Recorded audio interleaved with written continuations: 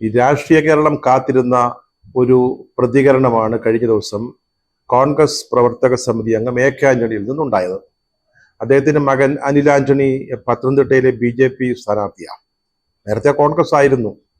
അച്ഛന്റെ പാത പിന്തുടർന്ന് കോൺഗ്രസിൽ പ്രവർത്തിക്കാൻ പെട്ടെന്ന് അദ്ദേഹം BJPയിൽ ഒരു വലിയ പ്രതീക്ഷ കാണുന്നു. അത് രാജ്യത്തിന്റെ പ്രതീക്ഷയാണോ അദ്ദേഹത്തിന്റെ പ്രതീക്ഷയാണോ എന്നുള്ളത് രണ്ടാമത്തെ കാര്യം. അങ്ങനെ അദ്ദേഹം പത്തനംതിട്ടയിൽ സ്ഥാനാർത്ഥിയാവുന്നു. അവിടെ എ കെ ആന്റണി പ്രചാരണത്തിന് പോകുമോ? പോയാൽ എന്തു പറയും? ഇതൊരു സസ്പെൻസ് ആയിരുന്നു, കേരളത്തിന്റെ മുമ്പിൽ ഉണ്ടായിരുന്ന ഒരു സസ്പെൻസ്. പലരും ആന്റണിയെ സംശയത്തിന്റെ നിഴലിൽ നിർത്തുകയും ചെയ്തു. അപ്പോഴാണ് KPCC ഒരു മുഖാമുഖ പരമ്പര സംഘടിപ്പിച്ചത്. അതിലാദ്യത്തെ ആളായിട്ട് ശ്രീ എ കെ ആന്റണി പങ്കെടുക്കുന്നു. വളരെ കൃത്യമായിട്ട് അദ്ദേഹത്തിന്റെ നിലപാട് വ്യക്തമാക്കുന്നു. അതായത് അനിൽ ആന്റണി തോൽക്കണം, തോൽക്കണം, തോൽക്കും. ഇതായിരുന്നു അദ്ദേഹത്തിന്റെ പ്രതികരണം. അത് മാത്രമല്ല, അദ്ദേഹം പറഞ്ഞത് കേരളത്തിലെ 20 മണ്ഡലങ്ങളിലും BJP മൂന്നാമതായി പോകുന്നതാണ്. അങ്ങനെ വന്നാൽ പത്തനംതിട്ടയിൽ അനിൽ ആന്റണി മൂന്നാമതെത്തുമെന്നാണ് എ കെ ആന്റണിയുടെ വിലയിരുത്തൽ. കോൺഗ്രസ് നേതാക്കളൊക്കെ ആന്റണിയെ പ്രസിഡന്റ് എന്നാ വിളിക്കുക.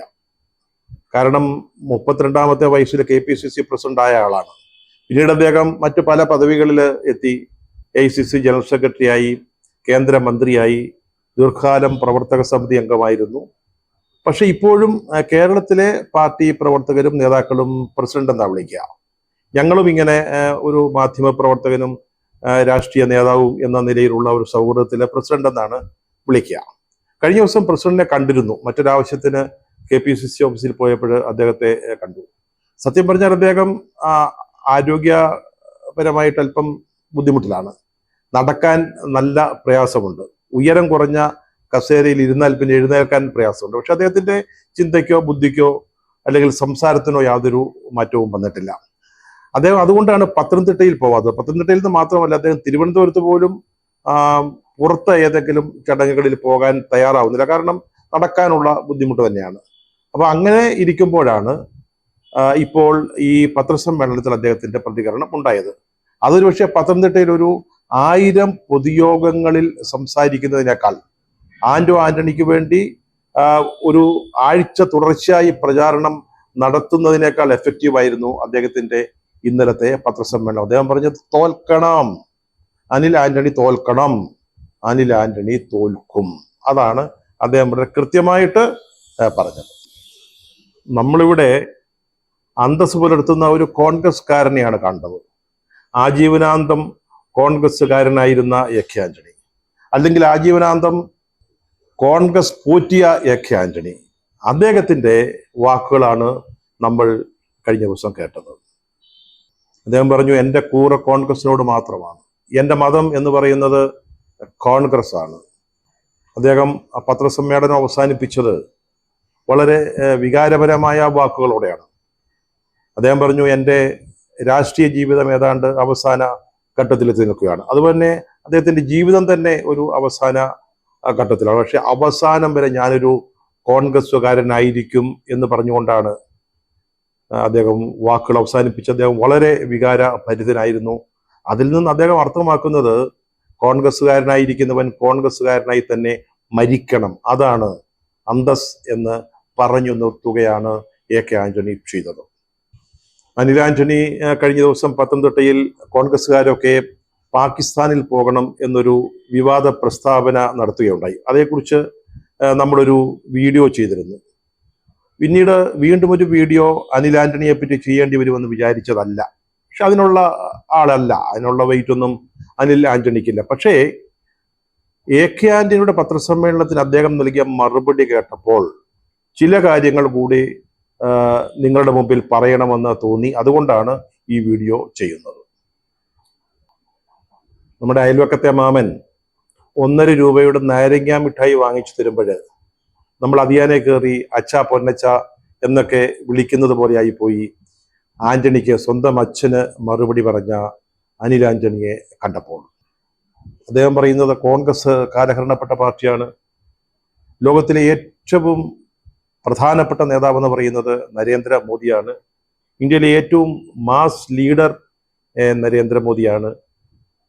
അത് മാത്രമല്ല അദ്ദേഹം പറഞ്ഞത്, അദ്ദേഹത്തിന്റെ അച്ഛൻ എ കെ ആന്റണി, കോൺഗ്രസ് നേതാവ്, ഒരു മിഥ്യാലോകത്തിലാണ് ജീവിക്കുന്നതെന്നാണ്.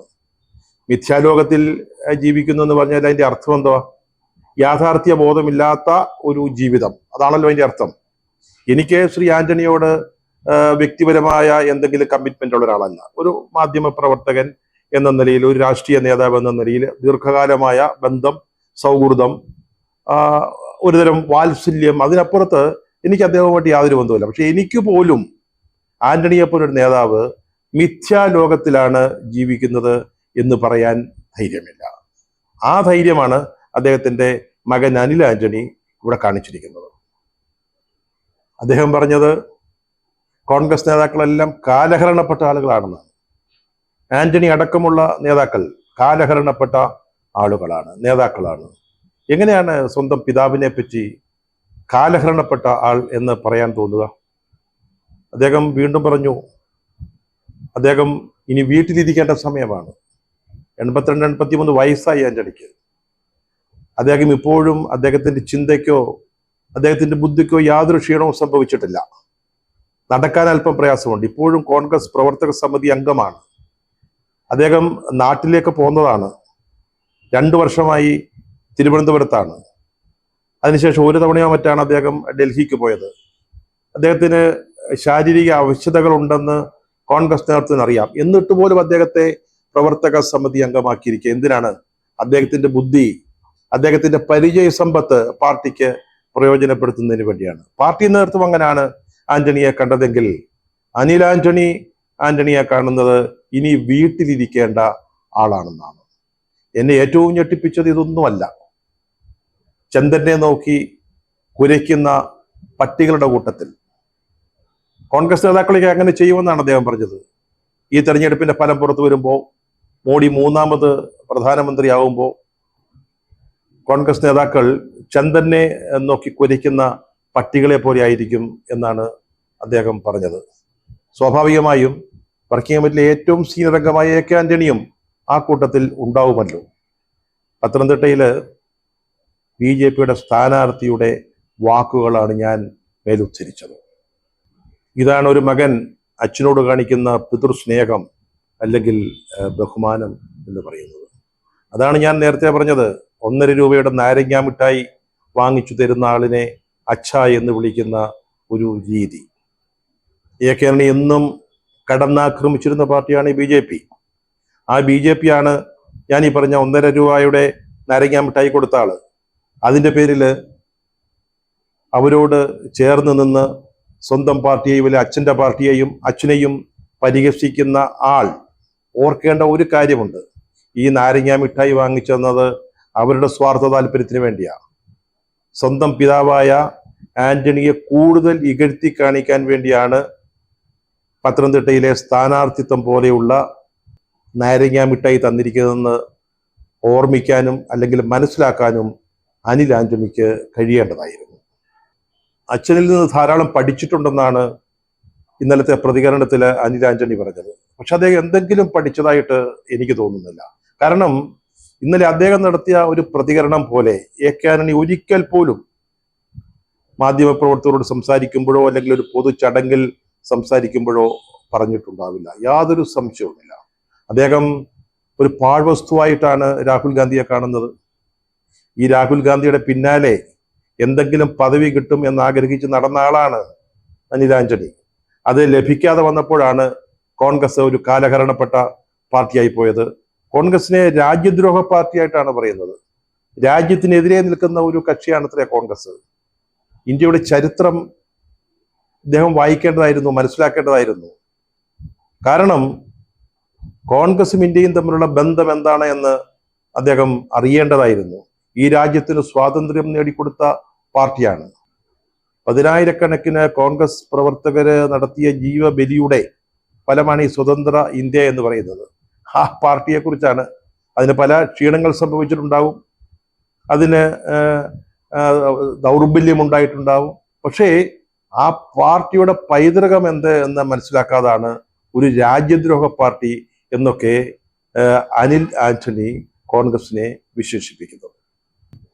അനിൽ ആന്റണിക്ക് അദ്ദേഹത്തിന്റെ അച്ഛനെ ബഹുമാനമില്ലാത്തതിന്റെ ഒരു കാരണം ആന്റോ ആന്റണി എന്ന് പറയുന്ന രാജ്യത്തെ ചതിച്ച, ഇന്ത്യൻ സേനയെ അവഹേളിച്ച, രാജ്യദ്രോഹപരമായി സംസാരിച്ച ഒരാളിനെ അനുകൂലിക്കുന്നുണ്ടാണ്. അദ്ദേഹം വിജയിക്കും അല്ലെങ്കിൽ വിജയിക്കണം എന്ന് പറഞ്ഞതുകൊണ്ടാണ്. പുൽവാമ സംബന്ധിച്ച് ആന്റോ ആന്റണി എന്തോ പറഞ്ഞതിനെ കുറിച്ചാണ് അനിലിന്റെ പരാമർശം. അക്കൂട്ടത്തിൽ അദ്ദേഹം പറയുന്നുണ്ട്, ഒരു പ്രത്യേക സമുദായത്തെ, അതായത് മുസ്ലിങ്ങളെ പ്രീണിപ്പിക്കാൻ വേണ്ടിയാണ് പുൽവാമയില് സൈന്യത്തെ അവഹേളിച്ച് അല്ലെങ്കിൽ പാകിസ്ഥാന് അനുകൂലമായി സംസാരിച്ചതെന്നാണ്. അനിൽ ആന്റണി മനസ്സിലാക്കേണ്ട ഒരു കാര്യമുണ്ട്. പത്തനംതിട്ടയിലെ മുസ്ലിങ്ങള് അല്ലെങ്കിൽ കേരളത്തിലെ മുസ്ലിങ്ങള് പാകിസ്ഥാനെ അനുകൂലിച്ച് സംസാരിച്ചത് കൊണ്ട് വോട്ട് ചെയ്യുന്നവരല്ല. അവർ നല്ല ഒന്നാം തരം കറതീർന്ന രാജ്യസ്നേഹികളാണ്.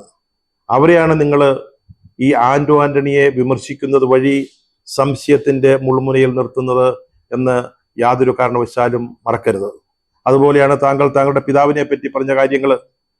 അതായത് വീട്ടിലിരിക്കേണ്ട ആളായിരുന്നു, മിഥ്യാ ലോകത്തിലാണ് ഇപ്പോൾ ജീവിക്കുന്നത്, അല്ലെങ്കിൽ ചന്ദ്രനെ നോക്കി കുരയ്ക്കുന്ന നായ്ക്കളുടെ കൂട്ടത്തിൽപ്പെട്ട ഒരാളാണ് എന്നൊക്കെ താങ്കൾ പറഞ്ഞു വയ്ക്കുമ്പോൾ, ഇത് ഡൽഹിയൊന്നും അല്ല അനിലേ, ഇത് പത്തനംതിട്ടയാണ്. ഞാനും പത്തനംതിട്ട മണ്ഡലത്തിൽ നിന്നുള്ള ഒരാളാണ്. സാധാരണ മനുഷ്യന്മാരാണ് അവിടെ ഉള്ളത്. ഞങ്ങളൊക്കെ പിതാവിനെ പറ്റി, അച്ഛനെ പറ്റി, അമ്മയെ പറ്റി വളരെ ബഹുമാനത്തോടു കൂടി മാത്രം സംസാരിക്കുന്ന ആളുകളാണ്. ഇത് ഡൽഹി സംസ്കാരമല്ലത്, നമ്മുടെ കേരളത്തിന്റെ സംസ്കാരം. പത്തനംതിട്ടയുടെ സംസ്കാരം വളരെ വ്യത്യസ്തമാണ്. അവിടെ നിങ്ങൾ താങ്കളുടെ പിതാവിനെ കേരളത്തിലെ കോൺഗ്രസ്സുകാർ മാത്രമല്ല, അല്ലെ ഇന്ത്യയിലെ കോൺഗ്രസ്സുകാർ മാത്രമല്ല, ഏറ്റവും ഹോണസ്റ്റ് ആയിട്ടുള്ള ഒരു രാഷ്ട്രീയ പ്രവർത്തകനായിട്ട് ഇന്ത്യ മുഴുവൻ കാണുകയും വിശ്വസിക്കുകയും ചെയ്യുന്ന ഒരാളാണ് എ കെ ആന്റണി. അദ്ദേഹത്തെ കുറിച്ചാണ് അദ്ദേഹം മിഥ്യാലോകത്തിൽ ജീവിക്കുന്നു, അല്ലെങ്കിൽ കാലഹരണപ്പെട്ട ആൾ എന്നൊക്കെ താങ്കൾ പറയുന്നത്. വേണ്ടിയിരുന്നില്ല, അല്പം കടന്നുപോയി എന്ന് പറയാതെ ഇരിക്കാൻ സാധിക്കില്ല. ഈ പുൽവാമയെ പറ്റി ആന്റോ ആന്റണി പറഞ്ഞതിനെ കുറിച്ച് ഓർക്കുമ്പോൾ ഞാൻ കഴിഞ്ഞ വീഡിയോയിൽ പറഞ്ഞ സത്യപാൽ മാലിക്കിനെ നമുക്ക് വിസ്മരിക്കാൻ കഴിയില്ല. അദ്ദേഹം ജമ്മു കാശ്മീരിന്റെ ഗവർണറായിരുന്നു. അദ്ദേഹത്തിന് ഈ ജമ്മു കാശ്മീരുമായി ബന്ധപ്പെട്ട് അല്ലെങ്കിൽ അവിടെ നടക്കുന്ന ആർമി ഓപ്പറേഷനുമായി ബന്ധപ്പെട്ടൊക്കെ എല്ലാ വിശദ വിവരങ്ങളും കിട്ടുന്ന ആളായിരുന്നു.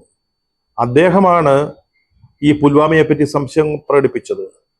കൊല്ലപ്പെട്ട CRPF കോൺവോയി അവരെ വിമാനത്തിൽ അയക്കണമെന്ന് CRPF ആവശ്യപ്പെട്ടിട്ടും കേന്ദ്ര ആഭ്യന്തര മന്ത്രാലയം അതിന് സമ്മതിച്ചില്ല എന്ന് പറഞ്ഞത് സത്യപാൽ മാലിക്കാണ്. അത് ശരിയാണെങ്കിൽ ആന്റോ ആന്റണിയേക്കാൾ വലിയ കുറ്റമാണല്ലോ സത്യപാൽ മാലിക് ചെയ്തത്. എന്തുകൊണ്ട് സ്വന്തം ഗവർണറെ അധികാര സ്ഥാനത്തിരുന്നു കൊണ്ട് ഇത്തരത്തിലുള്ള അഭിപ്രായം പറഞ്ഞ ഒരാളിനെതിരെ BJP നടപടിയെടുത്തില്ല? അത് പത്തനംതിട്ട ജനങ്ങളോട് വിശദീകരിക്കേണ്ടതല്ലേ? താങ്കൾക്ക് യൂട്യൂബിൽ കരൺ താപ്പർ സത്യപാൽ മാലിക്കുമായി നടത്തിയ അഭിമുഖത്തിന്റെ വീഡിയോ ഉണ്ട്. അല്ലെങ്കിൽ വയർ എന്ന് പറയുന്ന ഓൺലൈൻ പത്രത്തിന്റെ പഴയ പേജുകൾ ഇന്റർനെറ്റിൽ തപ്പിയാൽ ഈ അഭിമുഖ സംഭാഷണത്തിന്റെ മുഴുവൻ പൂർണ്ണ രൂപമുണ്ട്. വായിച്ചു നോക്കുക, സമയം കിട്ടുമ്പോൾ വായിച്ചു നോക്കുക. എന്നിട്ട് വേണം താങ്കൾ ആന്റോ ആന്റണിയെ രാജ്യത്തെ ചതിക്കുകയോ വഞ്ചിക്കുകയും ചെയ്ത ആളുകളുടെ പട്ടികയിൽ പെടുത്തുന്നതിനെ പറ്റി ആലോചിക്കുകയെങ്കിലും ചെയ്യേണ്ടത്. അനിൽ ആന്റണി BJPയിൽ ചേർന്ന ദിവസം അദ്ദേഹത്തിന്റെ അനുജൻ അജിത് ആന്റണി ചാനലുകൾക്ക് നൽകിയ ഒരു ബൈറ്റ് ഞാൻ ഇപ്പോഴും ഓർക്കുന്നുണ്ട്. ആവശ്യം കഴിയുമ്പോൾ കറിവേപ്പില പോലെ BJPക്കാർ ചേട്ടനെ വലിച്ചെറിയുമെന്ന്. നമുക്ക് കാത്തിരിക്കാം എന്താണ് അനിൽ ആന്റണിക്ക് കാലം കാത്തു വച്ചിരിക്കുന്നത് എന്ന്.